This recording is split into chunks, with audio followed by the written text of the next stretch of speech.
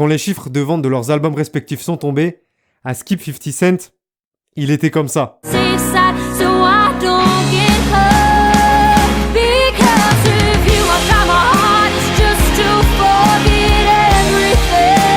Kanye, lui, il était plutôt en mode...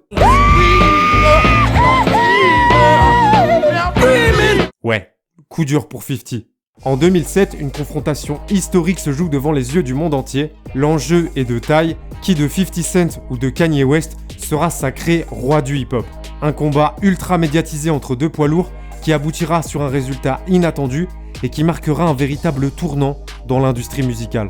Pourquoi 50 Cent a-t-il déclaré que si Kanye West le battait, il arrêtait le rap? C'est ce que nous allons découvrir ensemble dans cet épisode de Frères Castor. Le 6 février 2003, 50 Cent sort son premier album intitulé Get Rich or Die Tryin'. Le projet qui comporte les hits In Da Club, P.I.M.P. ou encore Many Men rencontre un énorme succès et est certifié 9 fois platine aux États-Unis. Many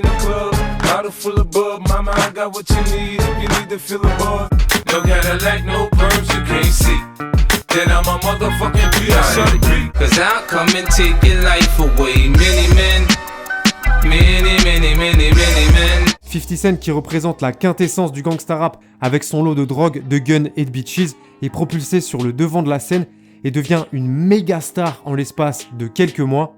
Après cette sacrée perf, 50 enchaîne avec la sortie le 3 mars 2005 de son deuxième album, The Massacre. Une fois de plus, il explose les compteurs.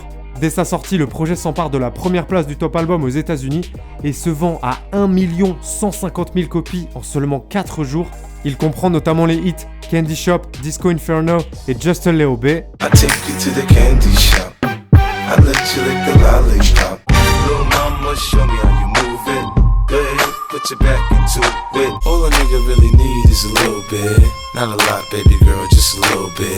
À cette période aux States, 50 Cent c'était un véritable rouleau compresseur dans l'industrie musicale et il écrasait tous ceux qui se dressaient sur son chemin.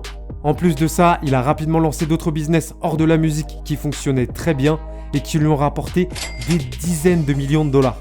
Bref, 50 était une machine de guerre qui semblait inarrêtable.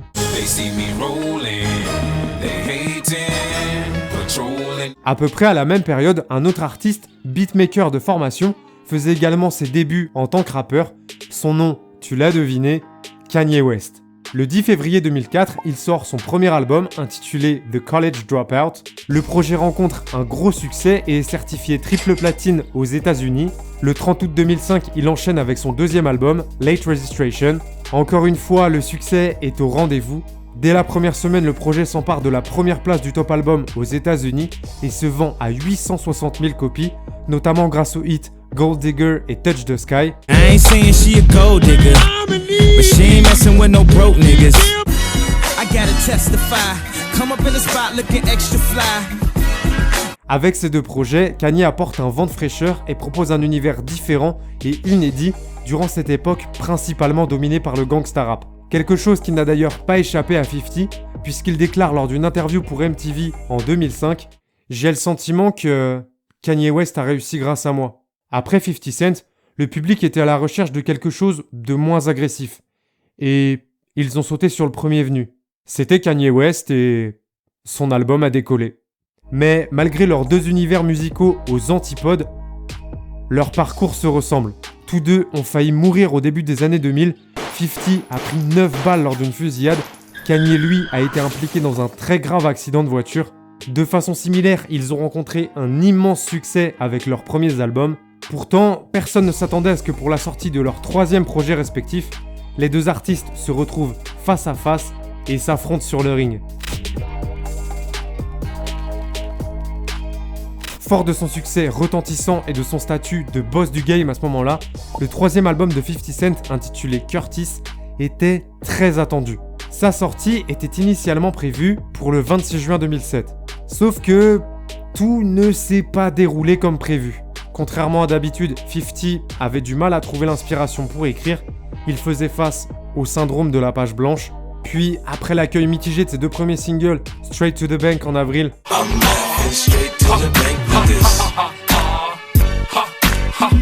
et Amusement Park en mai, ride on the roller coaster. Baby, come on and ride. Il était perdu.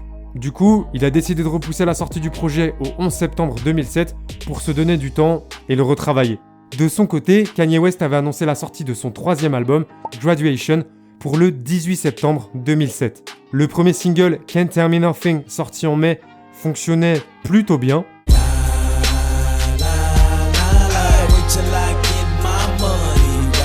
D'ailleurs, pour l'anecdote, c'est 50 qui, sans le savoir, a choisi quel serait le premier single de Kanye. Au tout début du mois de mai, ils se sont captés en studio et se sont fait écouter leurs albums respectifs. 50 Cent a dit que son morceau préféré de Graduation était Can't Tell Me Nothing. Du coup, Kanye West a décidé que ce serait lui le premier. Puis lorsqu'il balance le deuxième single intitulé Stronger en juillet, il tient un méga hit international entre les mains.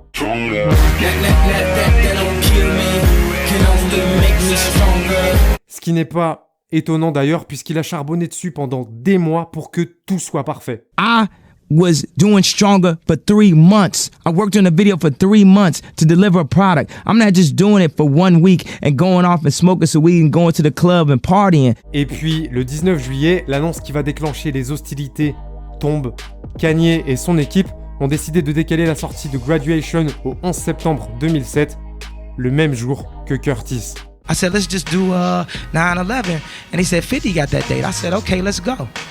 Dans la foulée, 50 a réagi en déclarant qu'il affronterait la concurrence comme il se doit, qu'il conseillait à Kanye West de changer de date, mais que s'il persistait, il devait se préparer mentalement pour ce qui allait arriver. Le décor est planté, les deux poids lourds s'affronteront dans un combat sans animosité certes, mais un combat pour le titre de roi du hip-hop tout de même. Les projecteurs sont braqués sur eux, la compétition est officiellement lancée. Qui de 50 Cent ou de Kanye West réussira à vendre le plus de disques la première semaine? Même si 50 faisait figure de favori, Kanye restait un challenger dangereux, surtout que sur la bataille des singles, il dominait nettement son opposant à ce moment-là. C'est pourquoi fin juillet, 50 Cent riposte avec le titre Ayo Technology en featuring avec Justin Timberlake et Timbaland, qui lui aussi devient un gros hit international et le ramène à niveau.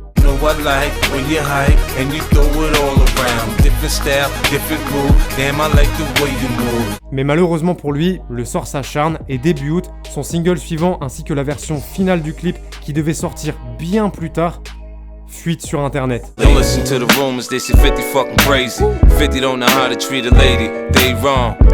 À Skip, quand 50 a été mis au courant, il était légèrement énervé et il a détruit 2-3 trucs au passage dans les bureaux de G-Unit. En plus, ça a créé quelques tensions avec son label qu'il jugeait responsable de la fuite. Bref, ça lui a mis un coup au moral. The actual release of this record wasn't pleasant for me. Do you feel burned out already? Well, not burned out, I just feel like I don't want to do it anymore. You know, it's the first time I ever told, people publicly that I've been feeling this way for a while. Pourtant, malgré ses galères, 50 Cent était persuadé qu'il allait gagner. Il était tellement confiant que début août, il déclare même « Si Kanye West vend plus de disques que moi le 11 septembre, j'arrête la musique. Je ne sortirai plus d'album solo. » De son côté, Kanye, lui aussi, se voit remporter la victoire. I want the #1 spot. I will have it. That's why I go to the studio so I can murder shit. This is my job. This is my life. This is my passion. Il profite de ses interviews pour troller gentiment 50 de temps en temps. Let's say right now, please, 50, do not retire once my album sells and beats your album. Please do not retire, please. Et au fil des semaines, l'adrénaline est en train de monter. 50 Cent et Kanye West sont en pleine tournée médiatique pour faire la promotion de leurs projets respectifs. Les fans doivent choisir leur camp. Tout le monde ne parle que de ça. En termes d'ampleur, ça ressemble de plus en plus à une campagne présidentielle.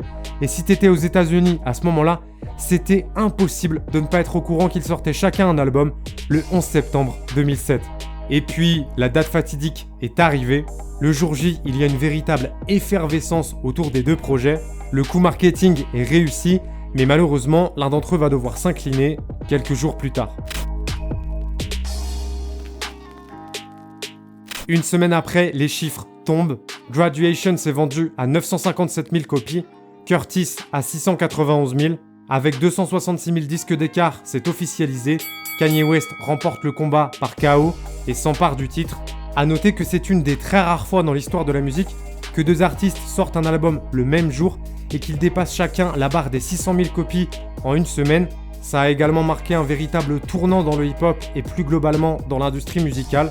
Cet événement représente pour beaucoup la fin d'une ère dominée par le gangsta rap. La carrière musicale de 50 n'a jamais été vraiment la même après ça, même s'il a continué à prospérer dans plein d'autres domaines. De son côté, avec cette victoire, Kanye posait les fondements de la suite de la carrière musicale qu'on lui connaît. Il a également influencé et ouvert la voie à de nombreux artistes comme Drake, Travis Scott, Kid Cudi, The Weeknd, Kendrick Lamar ou J. Cole, pour ne citer que.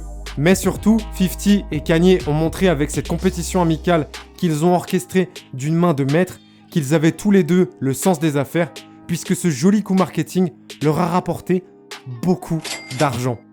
Je t'invite à aller écouter ou réécouter Graduation et Curtis. Mention spéciale pour Good Morning, Flashing Lights, Can't Tell Me Nothing, I'll Still Kill, Amusement Park et Straight to the Bank que je kiffe vraiment.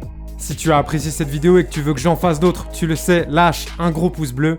Je t'invite à aller regarder cette vidéo dans laquelle je te raconte pourquoi la mère d'Eminem l'a attaqué en justice en réclamant 10 millions de dollars, ou celle-ci qui explique comment Doja Cat a percé grâce à un morceau et un clip créé à l'arrache dans sa chambre. Je mets en ligne des vidéos chaque semaine, donc si tu veux être sûr de n'en rater aucune, abonne-toi en cliquant sur ma grosse tête et n'oublie pas d'activer les notifications en cliquant sur la cloche.